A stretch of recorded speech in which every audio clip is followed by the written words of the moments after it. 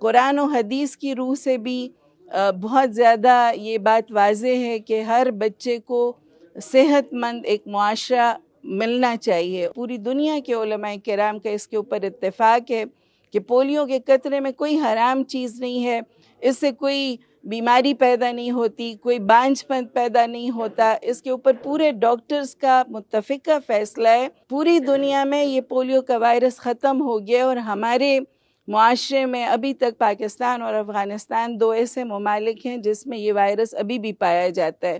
تو یہ ہمارے لیے بہت افسوس کا مقام ہے۔ ایک ماں کی حیثیت سے اور ایک مذہب کی ایک طالب علم کی حیثیت سے میری سب سے گزارش ہے کہ آئیں کہ مل کر پولیو کا خاتمہ کریں۔